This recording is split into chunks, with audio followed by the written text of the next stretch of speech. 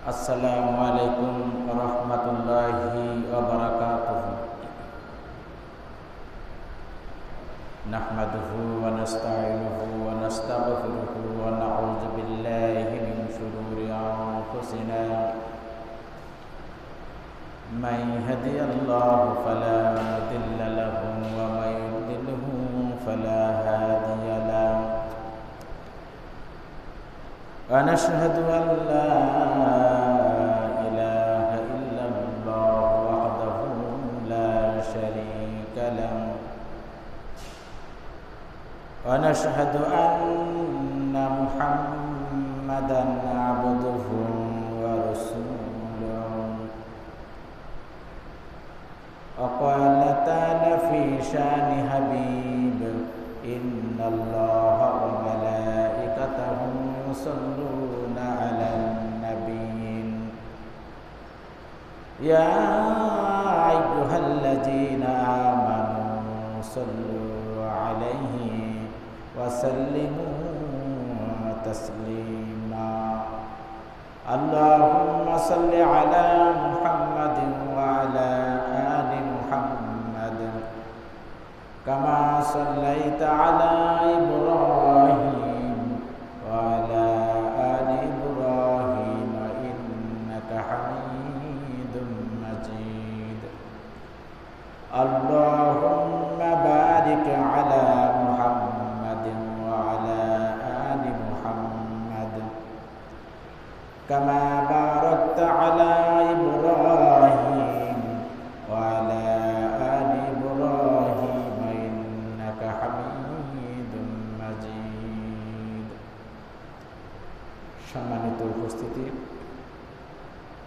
সকল প্রশংসা সেই মহান রব্বুল আলামিনের, যে মহান রব্বুল আলামিন আপনাদেরকে এবং আমাকে সপ্তাহের শ্রেষ্ঠ দিন জুমার দিন, জুমার প্রথম ভাগে মসজিদে আসার, বসবার, কিছু আলোচনা করার এবং কিছু শোনার যে তৌফিক দান করলেন, এজন্য আমরা শুকরিয়া আদায় করি বলে আলহামদুলিল্লাহ।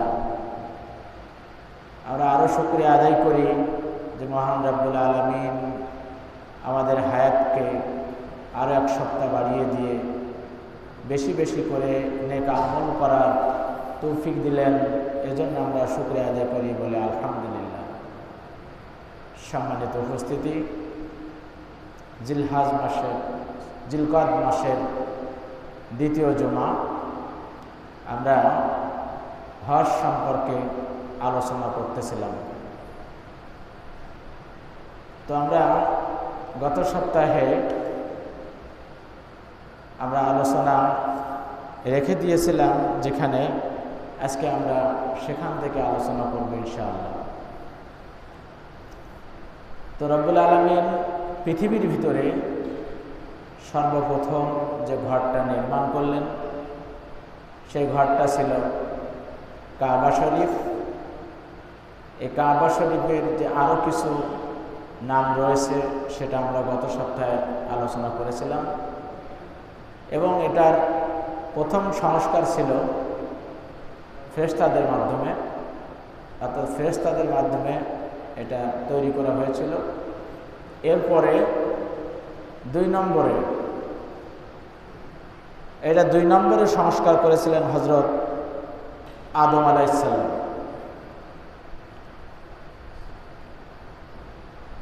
হযরত আদম আলাইহিস সালামকে সৃষ্টি করার পরে আদম আলাইহিস সালামকে এবং বিবি হাওয়া আলাইহিস সালামকে বেহেশতের ভিতরে রেখে দিয়েছিলেন।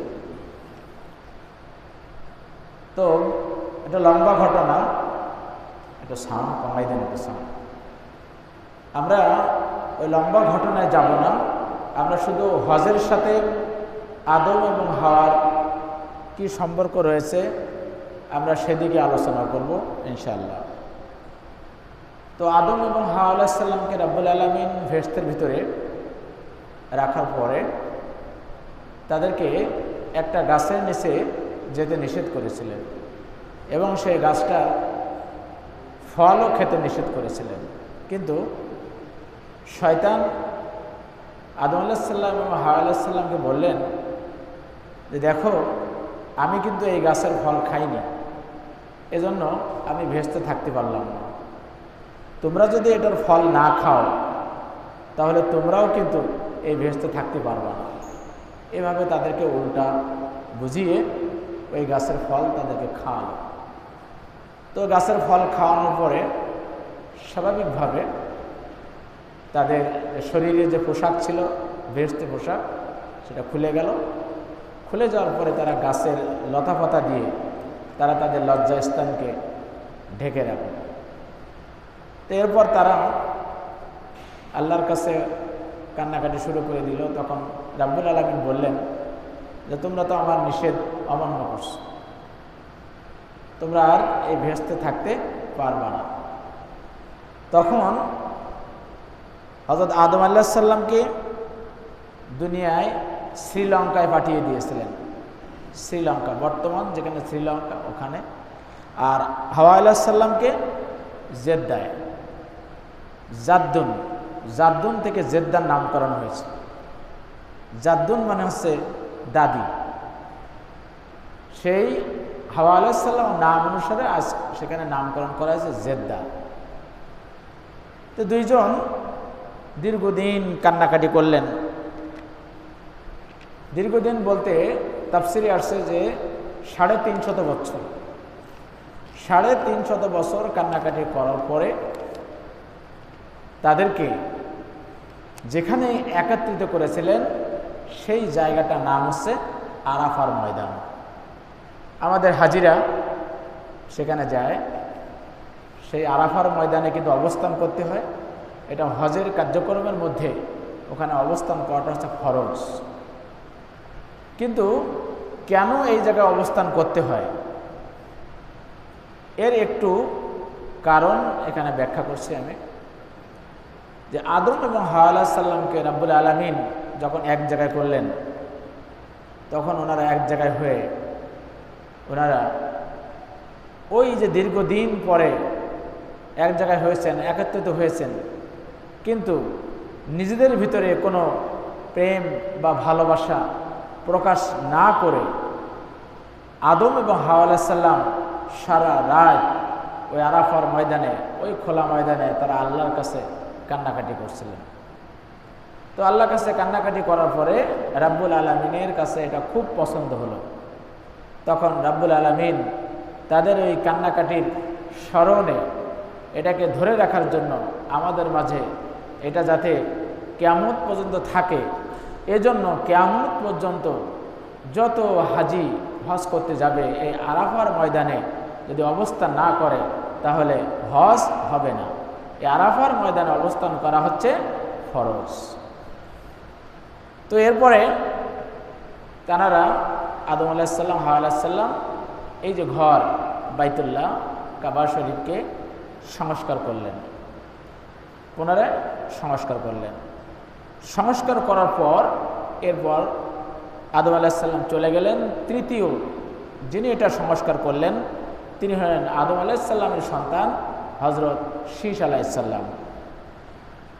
এরপরে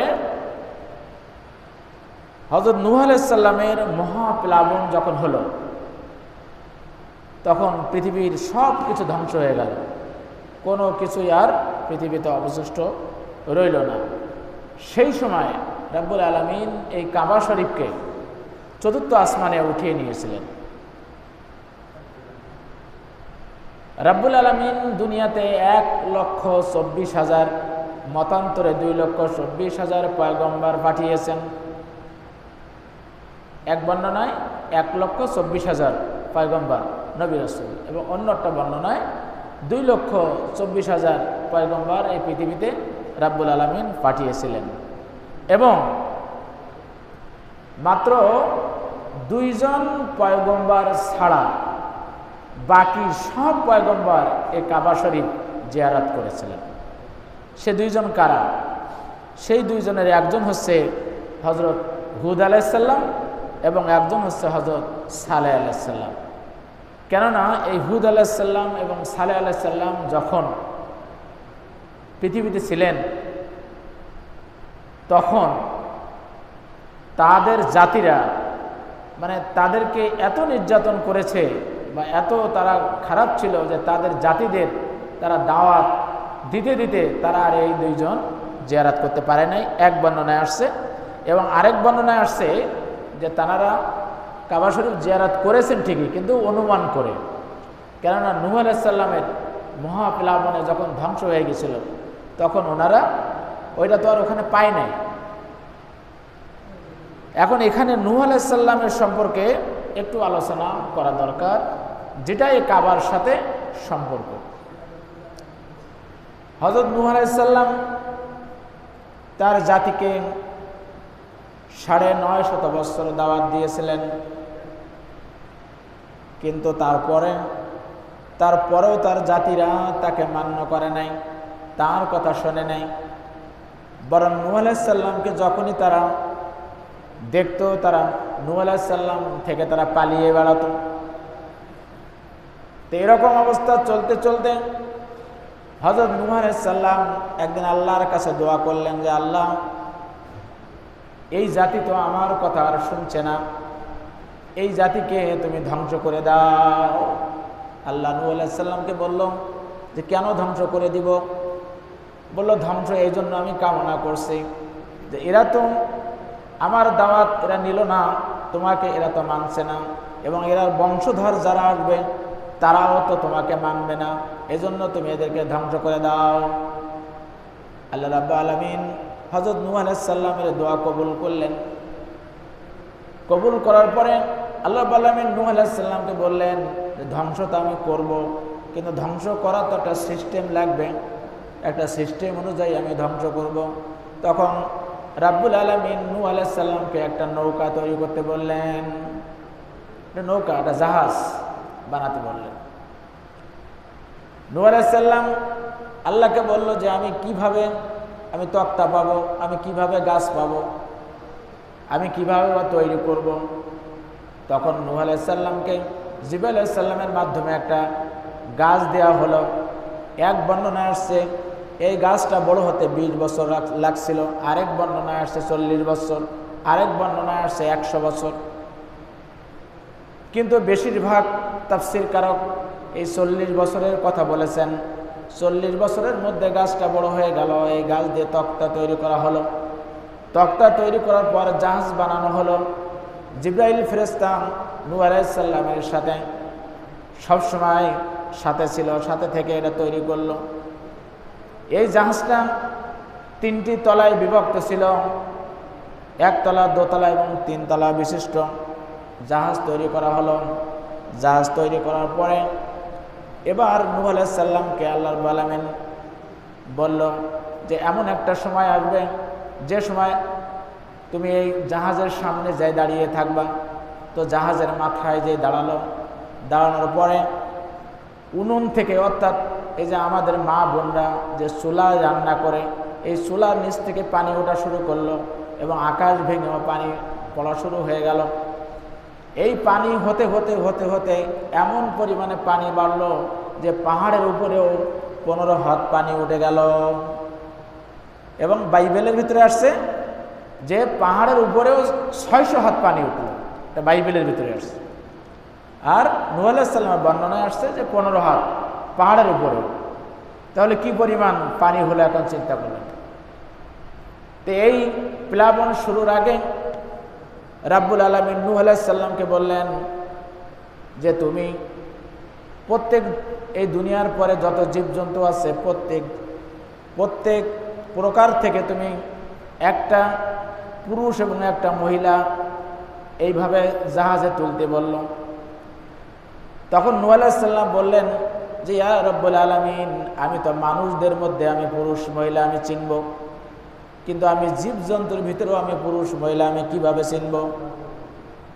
তখন নূহ আলাইহিস সালামকে বলা হলো, তুমি জাহাজের সামনে দাঁড়িয়ে যাও, তোমার হাতটা প্রসারিত করে দাও, তোমার ডান দিক থেকে যে জীবজন্তুগুলো জাহাজে উঠবে ওইগুলো হবে পুরুষ, এবং বাম দিক থেকে যে জীবজন্তুগুলো জাহাজে উঠবে ওইগুলো হবে নারী। তো এভাবে উঠতে শুরু করলো। এমন এক সময় দেখা গেল যে পেঁচাতে পেঁচাতে এক সাপ চলে আসলো। তখন সাপ দেখার পরে নূহ আলাইহিস সালাম বলল, এ আল্লাহ, আমি সাপকে কি আমি নেব? তখন বলছে, হ্যাঁ, সাপকে উঠাতে হবে। তখন নূহ আলাইহিস সালাম বললেন যে সাপের তো বিষ রয়েছে, আমি সাপ কিভাবে এখানে রাখবো? রাব্বুল আলামিন বললেন যে এ চিন্তা তোমার না, এ চিন্তা আছে আমার। অর্থাৎ সাপ যখন উঠলো, সাপের বিষটা রাব্বুল আলামিন সরিয়ে দিলেন। মানে যতদিন থাকবে জাহাজের ভিতরে ও কাকে দংশন করতে পারবে না। এমন এক সময় দেখা যাচ্ছে যে দূর থেকে দেখা যাচ্ছে সিংহ চলে আসছে। তখন নূহ আলাইহিস সালাম বলল, এই সিংহকে যদি উঠাই তাহলে তো অন্য অন্য জীবজন্তুগুলোও সে খেয়ে ফেলবে, এই সিংহ নিয়ে কি করব? তখন রাব্বুল আলামিন নূহ আলাইহিস সালামকে বলল যে তুমি সিংহের মাথায় একটু হাত দাও। সিংহের মাথায় হাত দেওয়ার পরে রাব্বুল আলামিন নূহ আলাইহিস সালামকে বলল, কিছু বুঝতে পেরেছো? বলছে, হ্যাঁ, সিংহের মাথা গরম। তখন বলছে যে সিংহের মাথা গরম না, সিংহকে জ্বর দেওয়া হলো, এই জ্বর দিয়ে ওকে দুর্বল করে দেওয়া হলো। এই কিন্তু পৃথিবীতে প্রথম জ্বর নামক জিনিসের ইতিহাস কিন্তু ওই সিংহের দ্বারা শুরু হয়েছে পৃথিবীতে। এবার জাহাজে তুলল, 3 তলা বিশিষ্ট জাহাজ। প্রথম তলায় জীবজন্তু, দ্বিতীয় তলায় হচ্ছে মানুষ। মানুষ ছিল, এক বর্ণনায় আসছে যে 40 জন পুরুষ এবং 40 জন নারী, এবং অন্য বর্ণনায় আরও অনেক রকমের আসছে। তবে এই 40 জন পুরুষ এবং 40 জন নারী, এটা হচ্ছে প্রসিদ্ধ বর্ণনা। এবং সর্বশেষ আসলো একটা গাধা। এখন গাধা যখন উঠছে, গাধা অর্ধেক উঠে আর অর্ধেক নিচে, ও সম্পূর্ণ উঠতে পারছে না। তখন নূহ আলাইহিস সালাম বলছে যে গাধা, তোমার কি হলো, তুমি কেন উঠছো না? তখন গাধার জবান খুলে দিল আল্লাহ রাব্বুল আলামিন। গাধা বলছে, যখন নূহ পয়গম্বর, তুমি কি পিছনে দেখতে পাচ্ছ না যে আমি কেন উঠতে পারছি না? তখন পিছনে তাকিয়ে দেখে যে শয়তান লেজ ধরে আছে। তখন শয়তানকে বলছে, শয়তান, তুমি গাধার লেজ ছাড়ো। তখন বলছে যে না, শয়তান বলছে, আমি লেজ ছাড়তে পারবো না, তুমি আল্লাহর কাছে জিজ্ঞাসা করো যে আমি লেজ কেন ধরে আছি। তখন আল্লাহর কাছে জিজ্ঞাসা করা হলো। আল্লাহ রাব্বুল আলামিন তখন নূহ আলাইহিস সালামকে ওহী দিয়ে বলল যে ওকেও উঠাও, কেননা আমি ওয়াদা করেছি যে শয়তানকে আমি কিয়ামত পর্যন্ত বাঁচিয়ে রাখবো, ওকেও আমার বাঁচায় রাখতে হবে। দেখেন, এখানে তাফসীর কারকরা একটা জিনিস সুন্দর করে ব্যাখ্যা করেছে। ওই জাহাজে গরু উঠছে, গরুর কি লেজ ছিল না? ছিল। হাতি উঠছে, হাতির কি লেজ ছিল না? ছিল। ইঁদুর উঠছে, ইঁদুরের কি লেজ ছিল না? ছিল। মানে সব জন্তু জানোয়ারের লেজ ছিল, কিন্তু সে গাধার লেজটা কেন ধরছে? এখানে তাফসীরকাররা ওখানে সুন্দর করে একটা ব্যাখ্যা দিয়েছেন যে এই গাধার লেজ শয়তান ধরল, তার মানে তার নামকরণটা গাধা এজন্য হয়ে গেল যে আমাদের সমাজে যারা কোরআনের বিরোধিতা করে, যারা হাদিসের বিরোধিতা করে, যারা মসজিদের বিরোধিতা করে, যারা আল্লাহওয়ালা মানুষের বিরোধিতা করে, যারা মুসলিম রাষ্ট্রকে যারা আঘাত করে, মুসলিম রাষ্ট্রের উপরে যারা মিসাইল ছড়ে, এদেরকে বলা হয়েছে ইন্টারন্যাশনাল গাধা।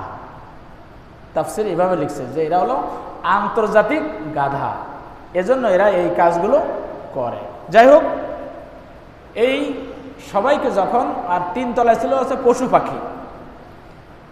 এই জাহাজটা দীর্ঘ 6টা মাস এটা পৃথিবীর সব জায়গায় এটা ঘুরে ঘুরে বেরিয়েছে, এমনকি বাংলাদেশ থেকেও গেছে। তাফসীর এভাবে লিখছে যে বাংলাদেশ থেকেও এই জাহাজ গেছে। যাওয়ার পরে এই জাহাজটা সর্বশেষ চলে গেল হচ্ছে মক্কা শরীফে। এটা মক্কা শরীফে যাওয়ার পরে জিবরাইল আলাইহিস সালামের মাধ্যমে যখন কাবা শরীফকে উপরে ওঠানো হলো, কাবা শরীফের স্থানটা আল্লাহ রাব্বুল আলামিন জাহাজকে জানিয়ে দিলেন। জানিয়ে দেওয়ার পরে জাহাজ ওই কাবা শরীফকে লক্ষ্য করে ওখানে 7টা চক্কর দিয়েছিলেন। তার মানে কি, ওই জাহাজও তাওয়াফ করলো। তাওয়াফ করার পরে এই জাহাজটা যে থামলো হচ্ছে জুদি পাহাড়ে, জুদি নামক পাহাড়ে এই জাহাজটা থামলো। এক রেওয়াতে আছে যে 150 দিন পর্যন্ত একটানা বৃষ্টি হয়েছিল, 150 দিন। তো যখন জাহাজ ওই জুদি নামক পাহাড়ে থামলো, থামার পরে ওখানে ওই যে জাহাজ থেকে সর্বপ্রথম কাককে দুনিয়াতে পাঠানো হলো।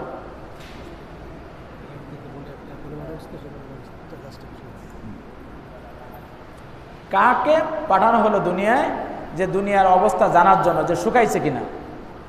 তখন কাক গেল, কাক আর ফিরল না। মানে কাক না ফেরার পরে এবার নূহ আলাইহিস সালাম কবুতরকে পাঠালো, যে কবুতর, কাক তো ফিরল না, তুমি যাও। তখন কবুতর যে মাটিতে বসলো, মাটিতে যে একটু মাটি তার পায়ে করে নিয়ে চলে আসলো। তখন নূহ আলাইহিস সালাম দেখলো যে কবুতর ফিরে আসছে, কাক ফিরে আসলো না। তো কিছুক্ষণ পরে কাক ফিরে এসে এবার নূহ আলাইহিস সালামকে বলছে যে আল্লাহর নবী পয়গম্বর, আমারে মাফ করবেন, আমার দেরি হয়েছে এজন্য। আমি যখন পৃথিবীতে গেলাম, যে দেখি যে একটা মরা গরু পড়ে আছে, আমি তার উপর বসে আমি যে খাওয়া শুরু করে দিলাম। তখন নূহ আলাইহিস সালাম বলল যে এই কাক কিন্তু কোনোদিন মানুষের পোষ মানবে না, কিন্তু কবুতর মানুষের পোষ মানবে। এই জন্য দেখেন যে আমরা এক ঘরে আমরা থাকি, আমাদের পাশের ঘরে কিন্তু কবুতর থাকতে পারে, কিন্তু কাক কি থাকতে পারে না। এটা কিন্তু নূহ আলাইহিস সালামের দোয়া। যাই হোক, তখন আবার এই যে পৃথিবীতে নামার পরে এই যে 40 জন পুরুষ এবং 40 জন নারী থেকে আবার এই এত লোকজন হওয়ার পরে এখানে নূহ আলাইহিস সালাম এই যে বন্যার 98 বছর আগে নূহ আলাইহিস সালামের এক সন্তান হয়েছিল। সেই সন্তানের নাম ছিল হচ্ছে শাম। এই শামের এক সন্তান ছিল, তার নাম ছিল হচ্ছে আরফাক। আরফাকের এক সন্তান ছিল, তার নাম ছিল কৈনাল। এই কৈনালের এক সন্তান ছিল, তার নাম হচ্ছে শালাক। শালাকের এক সন্তান ছিল, তার নাম ছিল গবের। গবেরের এক সন্তান ছিল, তার নাম ছিল ফালাক। ফালাকের এক সন্তান ছিল, তার নাম ছিল আরগু। এই আরগুর এক সন্তান ছিল, তার নাম ছিল শারুক। এই শারুকের এক সন্তান ছিল, তার নাম ছিল নাখুর। এই নাখুরের এক সন্তান ছিল, তার নাম ছিল আজার বা আজর। এই আজরের সন্তান আছে হজরত ইব্রাহিম আলাইহিস সালাম। এই যে দীর্ঘ এত বছর পরেই কিন্তু আর কোনো পয়গম্বর পৃথিবীতে আসে নাই।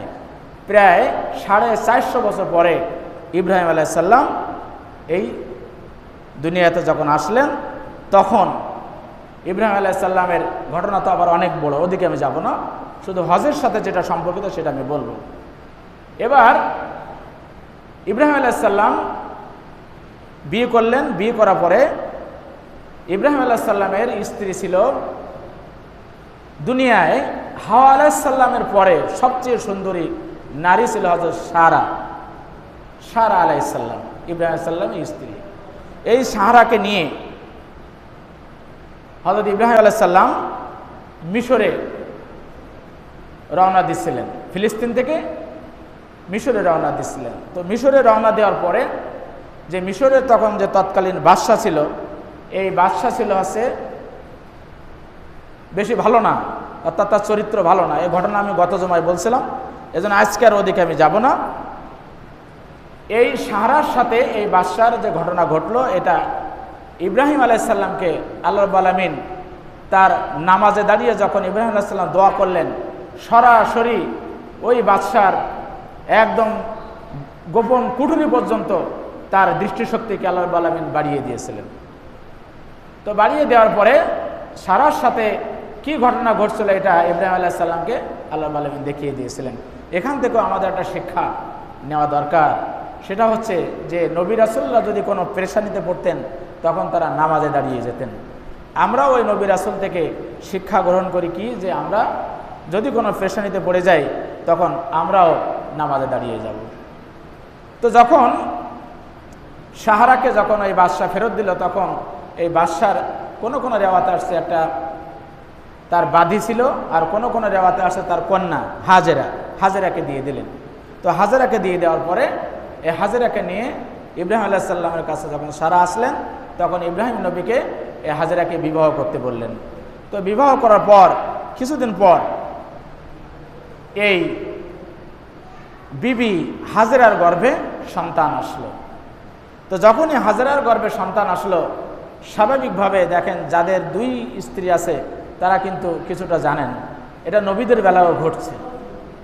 তখন সারা সাথে হাজেরার একটু বনিবনা আর হওয়া শুরু করলো না, যে আমি এতদিন আছি আমার কোনো সন্তান হলো না, আর হাজেরা আমি নিয়ে আসলাম, তাকে বিয়ে করার পরে সে গর্ভবতী হয়ে গেল। তখন এই দুজনের মধ্যে একটা বনিবনা শুরু, মানে তখন ঘাটতি শুরু হয়ে গেল। তখন সারা একদিন শপথ করে বলল যে আমি তোমার কানে লোহা ঝুলিয়ে দিব। তো যখন এই শপথ করলো যে আমি কানে লোহা ঝুলিয়ে দিব, যখন তার রাগটা একটু কমে গেল, তখন সে ইব্রাহিম নবীকে যে বলছে যে আমি তো একটা শপথ করে ফেলছি, কিন্তু সারা ছিল খুব আল্লাহওয়ালা, এর প্রতিকার কি, আমি এখন কি করতে পারি? তখন ইব্রাহিম আলাইহিস সালাম বলল যে যখনই শপথ করা হয়েছে তখন তুমি কাজ করো, ছোট্ট একটা লোহা দিয়ে তুমি ওর কানটা ছিদ্র করে দাও। তো ছোট্ট একটা লোহা দিয়ে কান ছিদ্র করে দিল, কান ছিদ্র করে দিয়ে ছোট্ট দুটো লোহা কানে ঝুলিয়ে দিল। ওই কিন্তু পৃথিবীতে প্রথমে কান ফোটার ইতিহাস শুরু হলো। এই পৃথিবীতে আমাদের যে মা বোনেরা কান ফোটা করে, এই কান ফোটার ইতিহাস কিন্তু তখন শুরু হলো। তো যখন এই কান ফোটা করার পরে দুটো কানে ঝুলিয়ে দিল, তখন দেখা যাচ্ছে যে হাজেরাকে আরও সুন্দর দেখাচ্ছে। এবার যখন আরও সুন্দর দেখাচ্ছে, তখন সারা এবার জিলাস করে বলল এবার আমি তোমার পায়ে লোহার বেড়ি পরিয়ে দিব। তো যখন এই লোহার বেড়ির কথা বলার পরে আবারও মাথা কিছুটা ঠান্ডা হওয়ার পরে ইব্রাহিম আলাইহিস সালামের কাছে যে বলার পরে ইব্রাহিম আলাইহিস সালাম বলল যে শপথ যখন করে বসছো, ছোট ছোট দুটো লোহা পায়ে ঝুলিয়ে দাও। তো যখন ছোট্ট ছোট্ট দুটো লোহা ঝুলিয়ে দিল, তখন দেখে হাজেরা যখন চলাফেরা করে তখন শব্দ হয়, এই শব্দে আরও তাকে আকর্ষণীয় দেখাচ্ছে। সেই থেকে কিন্তু শুরু হয়ে গেল এই যে আমাদের মেয়েরা যে নুপুর পরার ইতিহাস।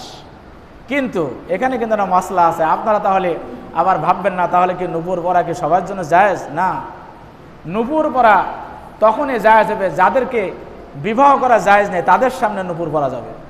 আর যাদেরকে বিবাহ করা জায়েজ তাদের সামনে কিন্তু নুপুর পরা যাবে না, এটা কিন্তু ভালোভাবে মনে রাখেন।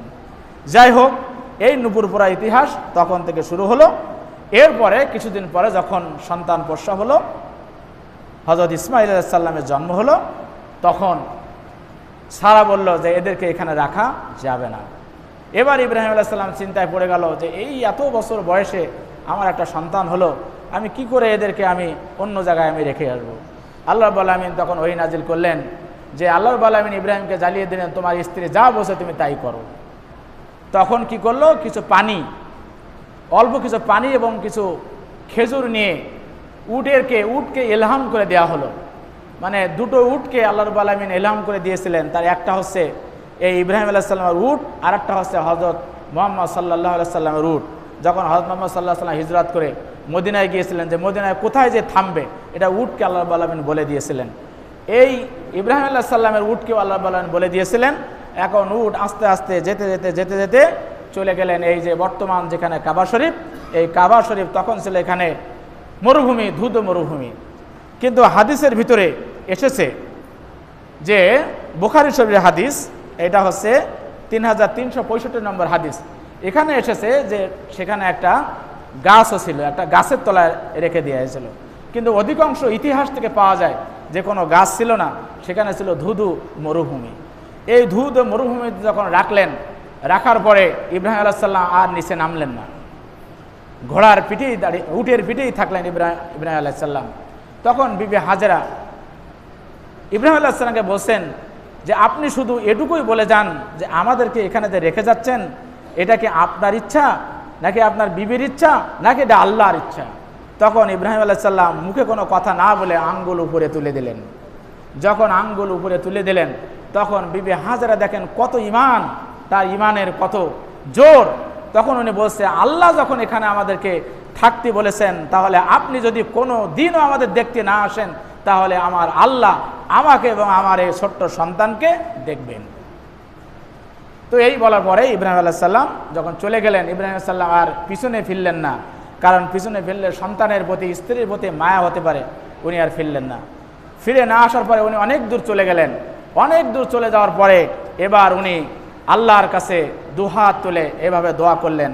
আল্লাহ রাব্বুল আলামিন সেটা কোরআনে কোট করে দিয়েছেন, সূরা ইব্রাহিমের 37 নম্বর আয়াতে আল্লাহ রাব্বুল আলামিন বলছেন, তখন ইব্রাহিম আলাইহিস সালাম বলছেন রব্বানা ইন্নী আসকানতু মিন যুররিয়াতি বিওয়াদিন গায়রি জি জারিন ইনদা বাইতিকাল মুহাররাম রব্বানা লিয়ুকিমুস সালাতা ফাজআল আফইদাতাম মিনান নাস তাহবি ইলাইহিম ওয়ারযুকহুম মিনাস সামারাতি লাআল্লাহুম ইয়াশকুরুন।